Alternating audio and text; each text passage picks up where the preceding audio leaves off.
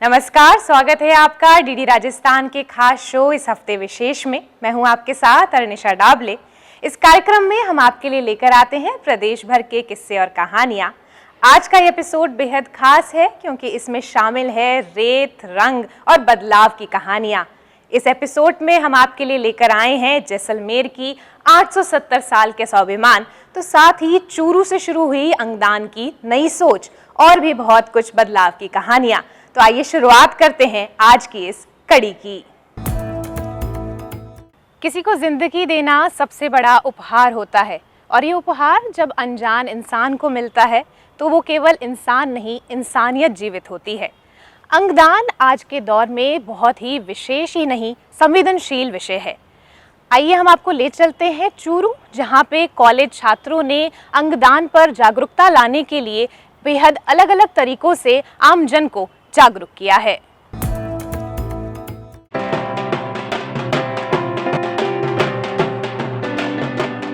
चूरू में अंगदान जागरूकता के लिए पंडित दीनदयाल मेडिकल कॉलेज के छात्र छात्राओं ने नुक्कड़ नाटक का मंचन किया। नाटक के दौरान बड़ी संख्या में लोग मौजूद रहे। ये कार्यक्रम medical college principal doctor M पुकार, अस्पताल अधीक्षक डॉक्टर दीपक चौधरी और एनेस्थीसिया विशेषज्ञ डॉक्टर आकांक्षा कसवा की मार्गदर्शन में मेडिकल छात्र छात्राओं द्वारा आयोजित किया गया। अभी जैसे कि भारत सरकार और राजस्थान सरकार, इन्होंने अंगदान की जो मुहिम चलाई है, अंगदान पंजीकरण किया है, लोगों ने शपथ ली है और उसके चलते हमने एक नुक्कड़ नाटक का आयोजन किया है इस चूरू के नेचर पार्क में। तो जाके हम एक नुक्कड़ नाटक के जरिए लोगों के अंदर ये संदेशा देना चाहते हैं कि अंगदान से क्या महत्व है और अंगदान से किस तरह से लोगों के अंदर खुशियाँ आ सकती है और कैसे एक आदमी अनेकों के जीवन बचा सकता है।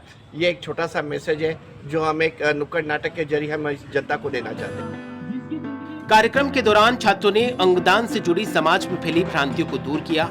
नाटक के माध्यम से छात्रों ने कहा कि एक व्यक्ति अपने अंगदान से 8 लोगों को नया जीवन दे सकता है। मेडिकल विज्ञान के अनुसार ब्रेन डेड होने के बाद ही अंगदान संभव है।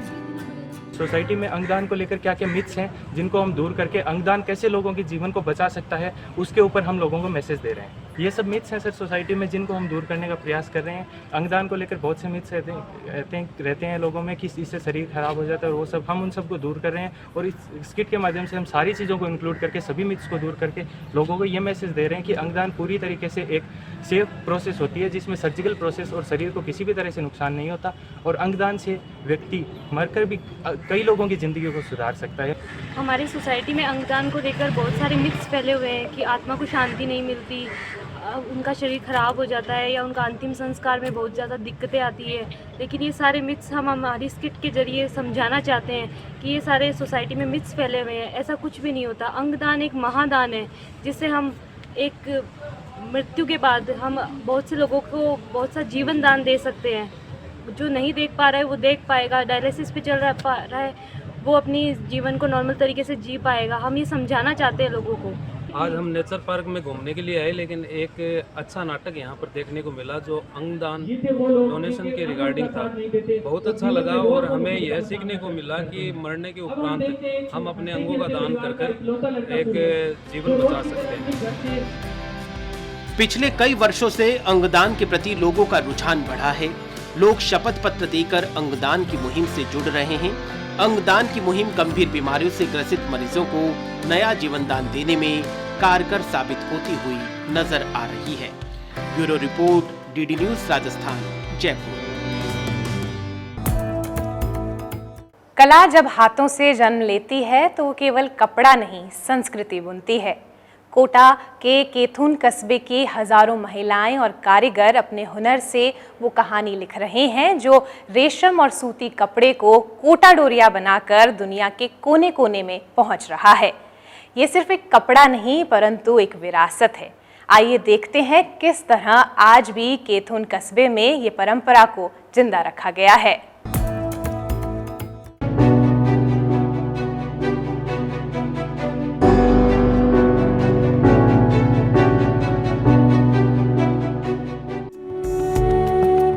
कोटा के ग्राम कैथून कस्बे में आज भी हजारों लोग हाथ की बारीकी और कलाकारी से खास तरह के सूती और रेशमी धागों से कोटा डोरिया की साड़ी तैयार करते हैं। इन साड़ियों की मांग प्रदेश में नहीं बल्कि देश विदेश में भी की जा रही है, जिससे हथकरघा उद्योग को बढ़ावा मिला है। आपको बता दें कि कैथून के हजारों घरों में आज भी महिलाएं इस काम में लगकर इस खास कला को संजोकर रख रही हैं। हम ऐसे बनाते हैं, पहले तो रात जुड़वाते हैं, फिर इसको लटका के और बुनाई शुरू करते हैं। फिर फूल पर हमें आते हैं, एक कनेक्शन है, जाला बनता है, इसमें बहुत सारे काम है ऐसे छोटे छोटे। फिर ये तैयार होता है, फिर इसमें साड़ी बुनते हैं हम। एक साड़ी बनाने में 15 दिन भी लग जाते हैं हल्की वाली में, और भारी वाली भी लगाते हैं अगर तो उसमें 1 महीना 1.5 महीना। जितना माल मेटेरियल लगेंगे, जितना उसमें सोना चांदी का धागा लगेंगे, उतनी कॉस्टली बनती है वो, और वो उतनी कॉस्टली बनती है तो उतनी कॉस्टली बिकती है, और उसी हिसाब से हमें मजदूरी देते हैं सेठ। कैथून में करीब 10,000 से लेकर 2 लाख तक की साड़ियाँ तैयार की जाती हैं और इन साड़ियों को तैयार करने में 10 दिन से 3 माह तक का समय लग जाता है। हालांकि कुछ साड़ी कम मेहनत वाली सस्ती कीमत में भी उपलब्ध हो जाती हैं। रियल जेरी का भी होता है, इसके अंदर रेशम वर्क भी होता है, इसके अंदर सिल्क भी होता है। पूरा कारीगर लोग हाथ से बनाते हैं, फिर पूरा ऑल ओवर इंडिया में हम ऑनलाइन और ऑफलाइन दोनों सप्लाई करते हैं। बहुत मेहनत से तैयार होके फिर ये एक साड़ी तैयार होती है और बाहर पूरे इंडिया में, भारत में अलग अलग शहरों में इसकी बड़ी मांग है, डिमांड है, और ये सभी जगह जाती है और विदेशों में भी जाती है, दुबई है, बैंकॉक है। कोटा डोरिया साड़ी की खासियत यह है कि यह हल्की रेशम, कपास सहित सोने और चांदी के तारों से तैयार की जाती है। यह कोटा के बुनकरों के हाथ का ही कमाल है, जो देश में ही नहीं दुनिया में भी कोटा डोरिया साड़ी पूरे विश्व में अपनी अलग पहचान रखती है। कोटा साड़ी, कोटा डोरिया साड़ी जो पूरे विश्व में विख्यात है। बड़े बड़े इंटरनेशनल लेवल के जो फैशन शो होते हैं उनमें अपनी धाक जमा चुकी है, और बॉम्बे की फिल्म इंडस्ट्री में भी इसका विशेष डिमांड और मांग रहती है।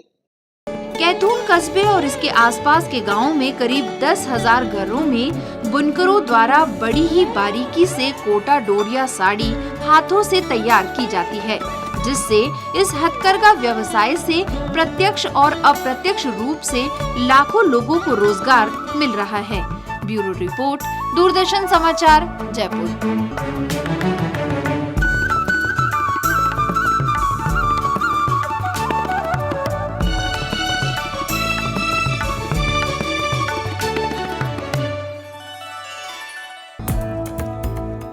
कभी वीरान और बंजर रही जमीन अब हरे भरे जंगल में बदल गई है।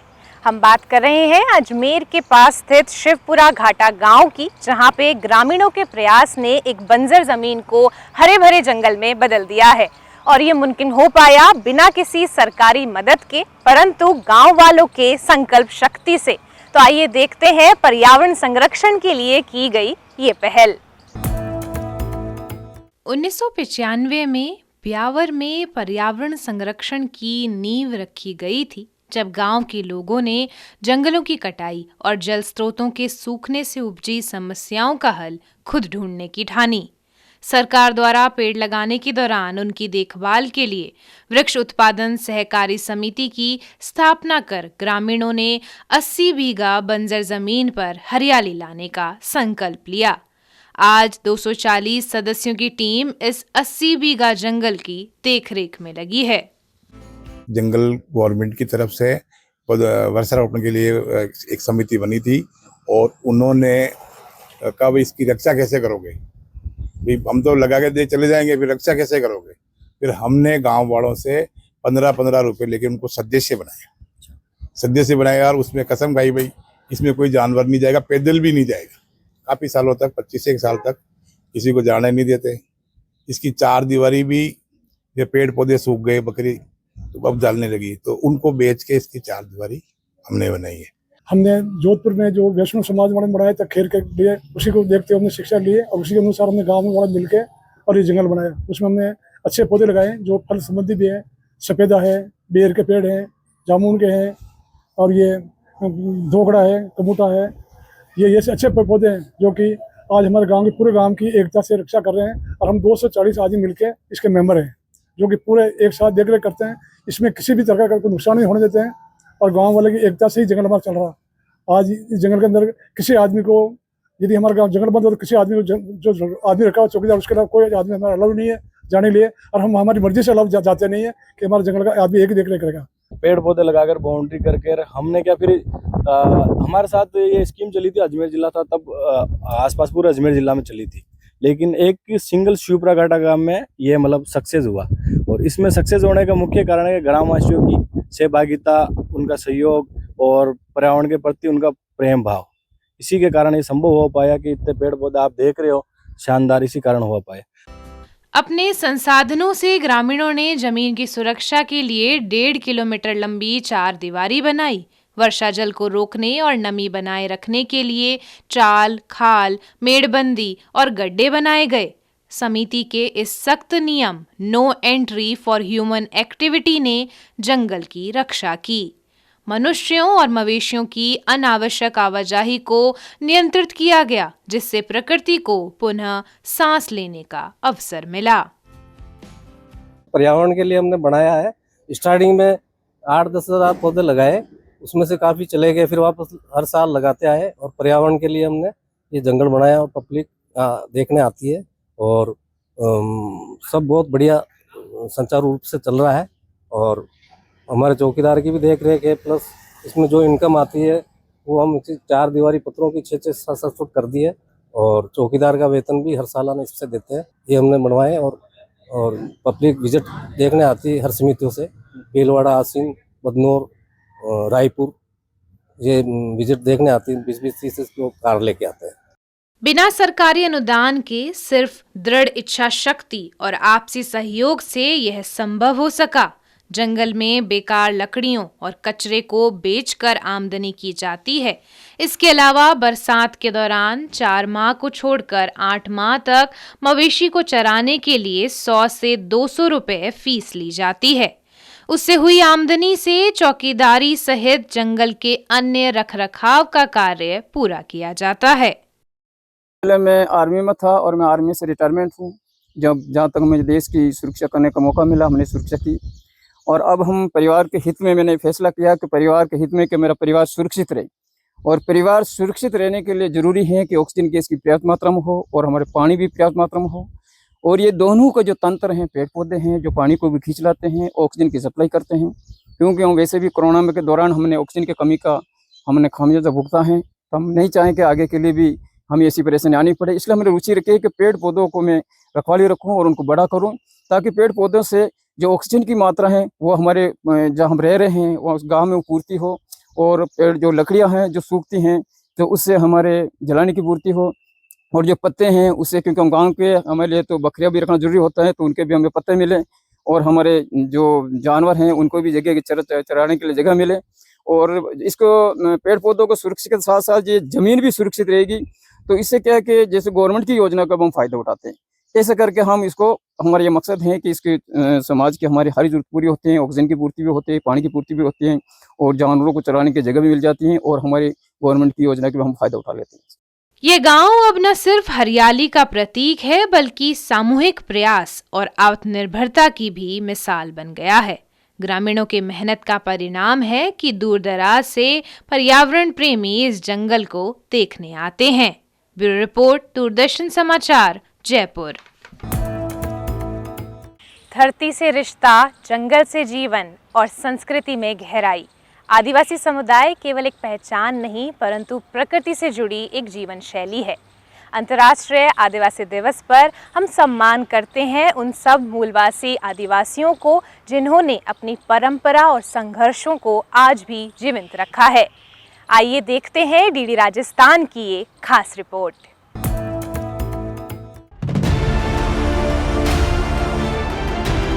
राजस्थान यहाँ के कण कण में रची बसी है साहस, त्याग, बलिदान की गौरव गाथाएं।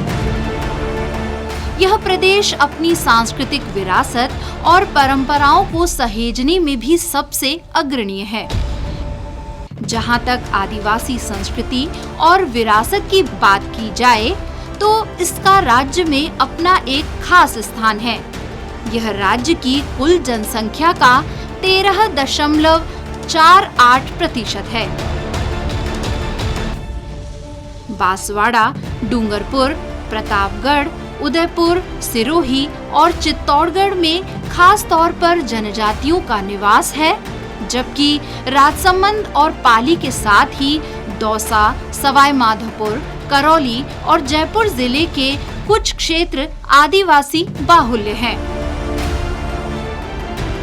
राजस्थान में प्रमुख आदिवासी जनजातियां भील और मीणा हैं, जबकि अन्य महत्वपूर्ण जनजातियों में गरासिया, डामोर, धानका और सहरिया शामिल हैं। जिम्मेदार लोक प्रसारक के रूप में दूरदर्शन राजस्थान ने जनजातीय क्षेत्रों से संबंधित समाचार, मुद्दों, नवाचारों और उपलब्धियों को अपने प्रसारण में प्रमुखता से स्थान दिया है। दूरदर्शन राजस्थान के समाचार एकांश ने जिम्मेदारी पूर्वक जनजातीय समुदायों की आवाज को बुलंद करने और उनकी समस्याओं को नीति निर्माताओं तक पहुंचाने में महत्वपूर्ण भूमिका निभाई है। हमने जनजातीय क्षेत्रों की खबरों और सूचनाओं को व्यापक कवरेज प्रदान किया है। इन समाचारों में आदिवासी समुदाय की दैनिक गतिविधियों, सांस्कृतिक उत्सवों, पारंपरिक ज्ञान और स्थानीय नवाचारों को शामिल किया गया है। इसके अतिरिक्त शिक्षा, स्वास्थ्य, रोजगार और बुनियादी ढांचे जैसे क्षेत्रों में जनजातीय समुदायों के सामने आने वाली चुनौतियों को भी गंभीरता से उठाया है। क्षेत्रीय समाचार एकांश जयपुर ने न केवल समाचारों तक सीमित रहकर विशेष पैकेजिंग और डिस्कशन प्रोग्राम के जरिए भी जनजातीय मुद्दों को गहराई से प्रस्तुत किया है। इन प्रोग्राम्स में विशेषज्ञों, सामाजिक कार्यकर्ताओं और स्थानीय नेताओं को आमंत्रित कर जनजातीय समुदायों की समस्याओं और उनके समाधान पर चर्चा भी की गई। डीडी राजस्थान न्यूज पर हमारे संवाददाताओं द्वारा की गई कुछ स्टोरीज की प्रस्तुत हैं कुछ झलकियां। आदिवासी दिवस इस बार हम सब के लिए एक खुशी का दिन भी है। उस दिन रक्षाबंधन में इसी 9 तारीख को आदिवासी दिवस भी है। दोनों ही हमारे लिए त्यौहार महत्वपूर्ण है। आज हमारे साथ हैं कैबिनेट मंत्री बाबूलाल खराड़ी। जनजाति बाहुल्य क्षेत्र कोटड़ा यूं तो काफी पिछड़ा और शहर से कम जुड़ाव वाला है। सिरोही जिले के आदिवासी क्षेत्र में राष्ट्रीय ग्रामीण आजीविका मिशन लड़कियां इतनी पढ़ाई नहीं चाहती, लेकिन अब पढ़ाई जा रही है। आदिवासी बाहुल्य सिरोही जिले में भी आदिवासियों के कल्याण के काम किए जा रहे हैं। आदिवासी क्षेत्र के रहने वाली थावरी देवी आज महिलाओं के लिए मिसाल बन चुकी है। क्षेत्रीय समाचार एकांश जयपुर के इन प्रयासों ने न केवल जनजातीय समुदायों की आवाज को मजबूत किया है, बल्कि सरकारी योजनाओं और नीतियों के प्रभावी क्रियान्वयन में भी अपनी भूमिका निभाई है। आने वाले समय में हम जनजातीय क्षेत्रों के लिए अपने प्रसारण को और अधिक प्रभावी और सार्थक बनाने की दिशा में जुटे हुए हैं। हम डिजिटल प्लेटफॉर्म्स का भी उपयोग बढ़ाकर स्थानीय भाषाओं में कंटेंट तैयार करके जनजातीय युवाओं को प्रसारण प्रक्रिया में शामिल करके इस दिशा में और प्रगति की संभावना की ओर कदम बढ़ा रहे हैं। यह प्रयास न केवल जनजातीय समुदायों को सशक्त बना सकेगा, बल्कि समाज के सभी वर्गों के बीच एकता और समानता को भी बढ़ावा देगा।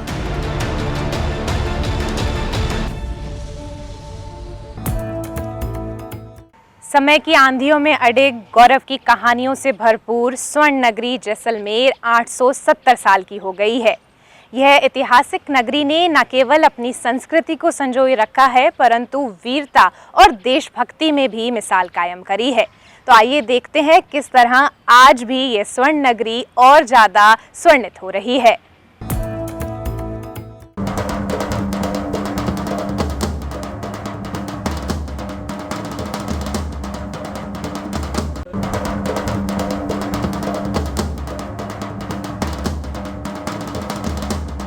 और ये एक अटूट परंपरा है, श्री कृष्ण से अभी तक चली आ रही है। कृष्ण वंश की ये प्रमुख सीट है, तो एक बहुत ही महत्वपूर्ण गद्दी है जो कि अटूट रूप से आज करीब 900 वर्ष से जैसलमेर में है, उससे पहले लुधरुआ में थी। तो बड़ा गौरवशाली हमारा यहाँ का इतिहास है और उसमें 36 कौम का, यहाँ के रहवासियों का, लोगों का भी बड़ा त्याग बलिदान रहा है, महिलाओं का भी बहुत बड़ा त्याग बलिदान रहा है, जिन्होंने कई साके जौहर करे। तो ऐसी परंपरा के धनी आप लोग सब हैं, हम सबको इस बात पर गर्व है और आगे आने वाला वर्ष जो है ये मंगलकारी हो, जैसलमेर में खूब सुख समृद्धि आए, लोगों के पास में खूब धन धान्य से संपूर्ण हो, यही शुभकामनाएं। और संस्कृति तो हमारी बहुत पुरानी है। चित्तौड़ के बाद दूसरी जगह है जहाँ पे ढाई साके हैं। इतना पुराना सांस्कृतिक इतिहास है हमारा, 870वां वर्ष है। किला हमारा तो भी आज भी नए किले जैसा है। नई जनता में, नए बच्चों में बड़ा उत्साह है। राज परिवार की तरफ से पूरी विधिवत गंगा माऊ की पूजा की गई है। जैसलमेर की जनता जो है अपने आप में जो है बड़ी खुशी और उनके है साथ में कि हम हमारे राजा का जो ये जैसलमेर की जो नगरी बसाई गई, तो हम अपने शांति से सुकून से रह रहे हैं। खुशहाली है यहाँ पे और सावन का महीना तो अपने आप में हरियाली और अपने आप में लोगों में बहुत सारा जोश है और अपने आप में जैसलमेर के इतिहास को जो रचा गया, बसा गया, तो अपने आप में अच्छा है।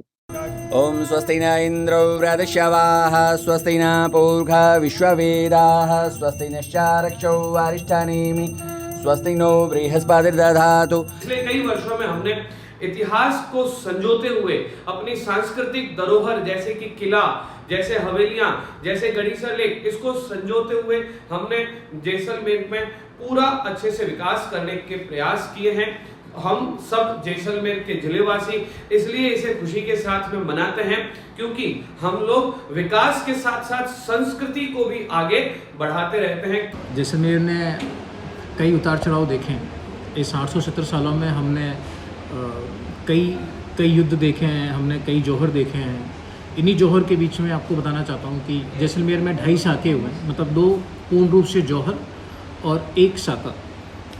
इन सब सखियों के जिन्होंने, उन वीरांगनाओं ने जिन्होंने जैसलमेर की परंपरा को, संस्कृति को, अपनी मर्यादाओं को बचाने के लिए साके किए या जौहर किए, उन सबको मैं नमन करता हूँ। उन सब सखियों के आशीर्वाद से आज जैसलमेर पनप रहा है, फल फूल रहा है।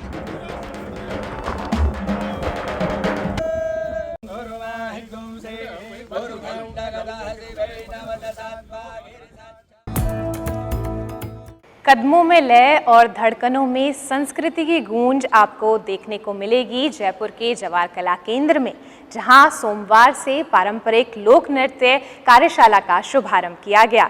ये कार्यशाला पंडित राजेंद्र राव के निर्देशन में की जा रही है। इस कार्यशाला में करीबन 40 से अधिक प्रतिभागी हिस्सा ले रहे हैं। तो आइए देखते हैं किस तरह से अलग अलग नृत्य मुद्राएं लोग सीख रहे हैं।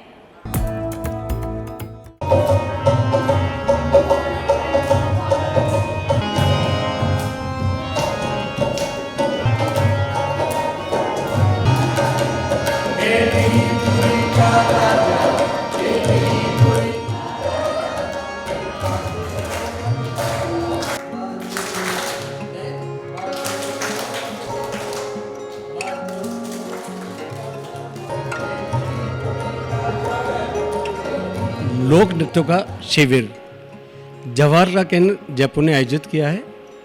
4 अगस्त से 20 अगस्त तक चलने वाले शिविर में हम पारंपरिक लोक नृत्य और लोक गीत और लोक नृत्य सिखा रहे हैं, जिसमें चिरमी है, मंजीरा है, घूमर है, राजस्थानी और गीत है, भगवान श्री कृष्ण का भजन में एक सावन का गीत भी है। लोक नृत्य सिखा रही हूँ। हम लोग यहाँ मिलके इन सबको लोक नृत्य के बारे में बता रहे हैं, हमारी संस्कृति के बारे में बता रहे हैं। इसके तहत मैं सर के साथ में यहाँ पे लोक नृत्य में चिरमी, तेरा ताली, राधा कृष्ण के भजन, ऐसे बहुत सारे गीतों के बारे में इनको सिखा रहे हैं, बता रहे हैं। हमारी सांस्कृतिक जो लोक कला है उसको आगे बढ़ाने के लिए हम लोग ये कार्यशाला कर रहे हैं।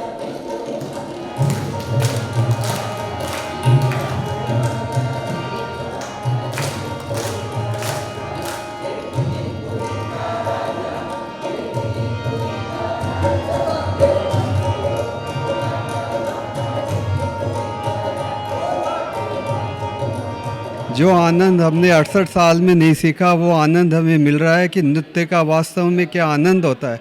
और सिखाने वाले ऐसे हैं जो हंसी खुशी सिखा रहे हैं, कोई टेंशन नहीं, कोई तकलीफ नहीं और सीखना भी आ रहे हैं, और सब बच्चे बड़ी हंसी खुशी से सीख रहे हैं। मैं यहाँ पे डांस सीख रही हूँ और सर एंड मैम बहुत अच्छा सिखा रहे हैं, और मेरे लिए ये बहुत बड़ी बात है कि पढ़ाई के बाद हम डांस के लिए मौका नहीं मिलता है, तो मुझे ये मौका मिला है और मैं उसका पूरा उपयोग कर रही हूँ। मैं लोक कला और भारत की राजस्थान की कला संस्कृति को कि जगह जगह हिंदुस्तान में नेपाल, काठमांडू, उड़ीसा, तमिलनाडु, चेन्नई, एमपी हर जगह मैं कार्य कर रहा हूँ। तो ये राजस्थान सरकार की तरफ से लोक कलाकारों की लुप्त होती जा रही थी, इसको बढ़ावा देने के लिए सरकार इसको जागरूक करने के लिए प्रशिक्षण दे रही है।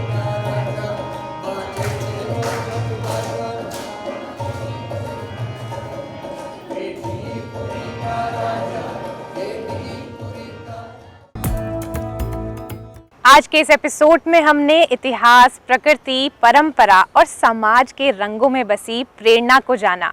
तो अगले हफ्ते आपसे फिर मुलाकात होगी ऐसी ही नई कहानियों के साथ। तब तक के लिए मुझे दीजिए इजाजत। नमस्कार।